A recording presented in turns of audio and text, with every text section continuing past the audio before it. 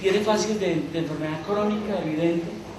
La verdad que no veo una fase muy crónica evidente, más bien uno pudiera pensar en algún otro tipo de estado, pero como algún proceso crónico de entrada, no es protuberante, ¿verdad? Lo que le está vendiendo el paciente. Muy bien, el otro importante entonces es el patrón respiratorio, sobre todo para la inspección.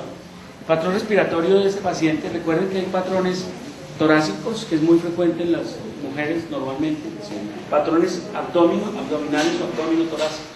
El paciente, a la inspección, hace rato lo estamos observando, es un patrón abdominal, es un patrón más bien superficial, no es un patrón profundo. Él intenta hacer taquipnea, mire.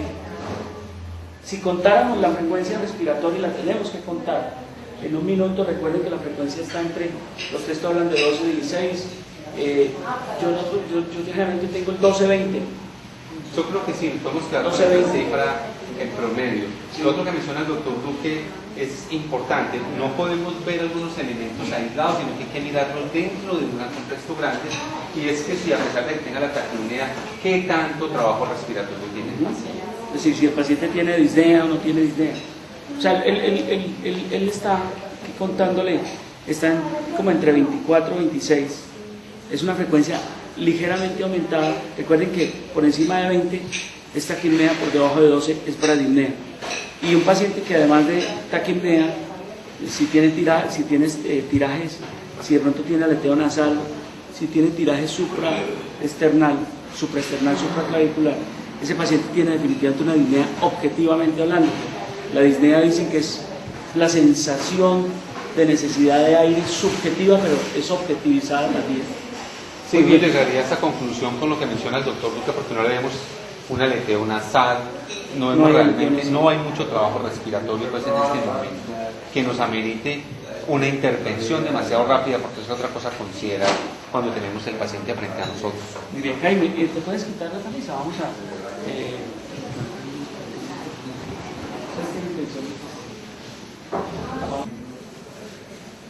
Bueno, una vez hicimos entonces una inspección general, una inspección donde apreciamos la mayoría de los datos que informamos.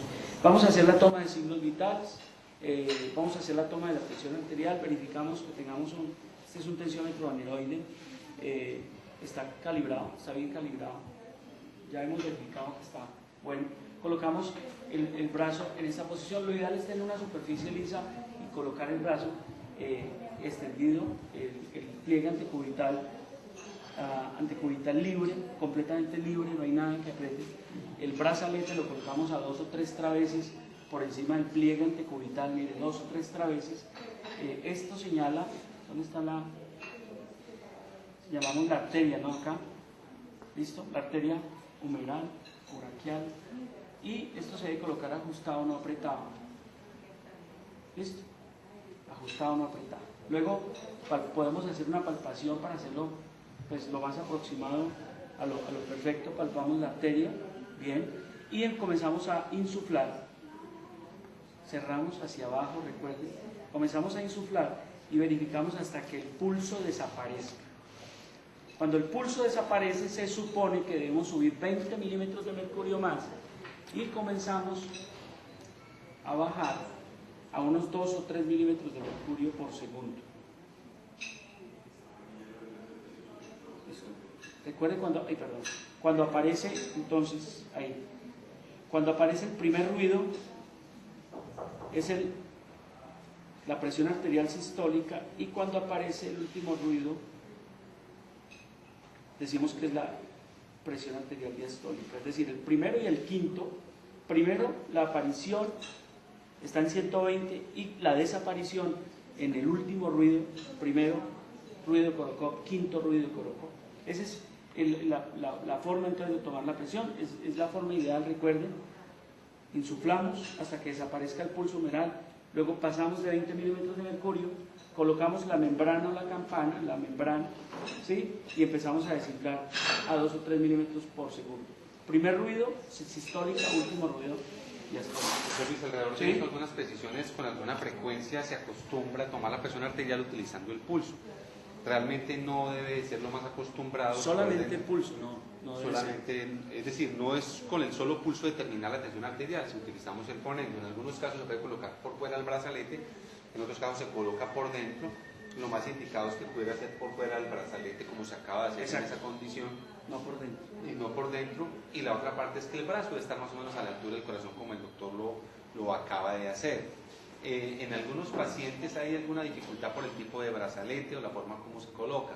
Entonces, en este caso no hay mayor dificultad, pero sí vale la pena, en algunas circunstancias, cuando el paciente es demasiado delgado, tener en cuenta que el brazalete se debe colocar fijado, no es que quede completamente adherido y haciendo mucha presión. Sí, muy bien. Tomamos el pulso, ya tomamos el pulso. Idealmente sería tomar los pulsos y tomar los pulsos comparativos, es decir, tomamos pulso radial, aquí tomamos el pulso pedio, el tibial posterior, eso es lo ideal, con fines prácticos. Estamos tomando el radial y estamos en un pulso completamente normal, un pulso de 75 por minuto.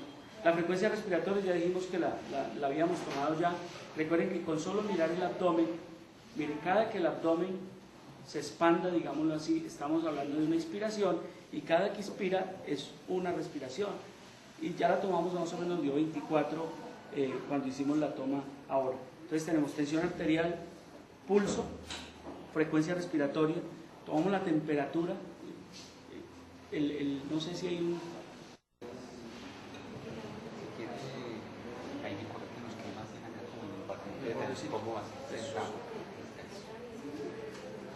Muy bien, entonces vamos a tomar la temperatura. Nosotros generalmente registramos una temperatura axilar. Hemos verificado que el termómetro tenga la columna de mercurio abajo completamente, ya lo verificamos y dejamos más o menos entre 1 y 3 minutos.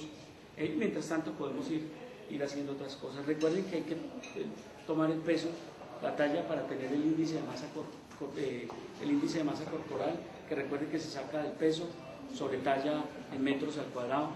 Recuerden que normalmente el índice de masa corporal debe estar entre 18.5 y 24.9, ese es un índice normal. Seguramente este paciente lo tiene, podemos ir al registro del hospital y lo va a tener.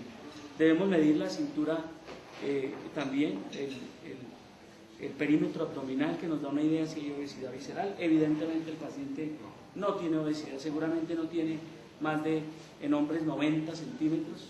Recuerde que los parámetros estaban en 102, se han ido bajando 90, algunos proponen 94 como parámetro, pero en este momento el consenso europeo al que nos acogemos nosotros, que es el de los asiáticos, está en 90 centímetros.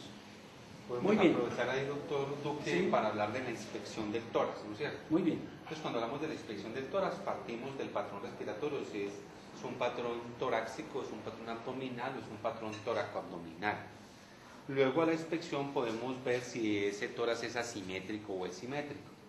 Podemos observar si tiene la presencia o no de lesiones cicatrizales que pueden obedecer o a un proceso previo de una cirugía, o pueden ser lesiones que han quedado como remanente de algún tipo de lesión previa que el paciente tenga. Nosotros, para el caso del paciente, podemos observar algunas lesiones realmente cicatrizales, no vemos algunas lesiones, algunas de tipo pues inflamatorias en la cara anterior. Son lesiones como acneiformes, que es probablemente como medio pustulosa, ¿verdad? Exactamente. ¿Sí? Es una mácula con micropápula y algo de vesícula, o sea que pudiéramos tener lesiones en diferentes grados de evolución, pudiéramos decirlo. Sí. Si observamos la región posterior, recuerden que el paciente evaluamos la región anterior, pero también evaluamos la región posterior. Hay una serie de lesiones sencillamente cicatrizales acneiformes, algunas con diferentes grados de evolución, algunas lesiones pustulosas, otras lesiones maculares, algunas con evidencia obviamente de rascado por parte del paciente, pero que no apuntan obviamente, lo podemos ver, a una lesión infecciosa grande. Recuerde que podemos tener, miren la distribución que tiene la lesión del paciente. Una cosa diferente es si ese tipo de lesiones estuvieran distribuidas bordeando los arcos costales, porque pensaríamos probablemente en otro tipo de situación. Una cosa importante también a la inspección con el paciente, una vez hemos verificado el patrón respiratorio, hemos verificado si tiene cicatrices o no, miramos si tiene o no tiene tirajes costales. De alguna manera en él podemos observar que de cierta forma se insinúan acá algunas que nos están mostrando acá que hay algo, intenta intercostal, mostrar de que hay algo, esta depresión, esa depresión que se puede cuando haber allí. expira, hay cierto esfuerzo respiratorio, uso del músculo, intenta usarlo. Esto es lo que llamamos insinuar tiraje intercostal. Doctora, la inspección, ¿usted ve un patrón, ver alguna restricción en la expansibilidad? A mí sí me da la impresión de que infusamente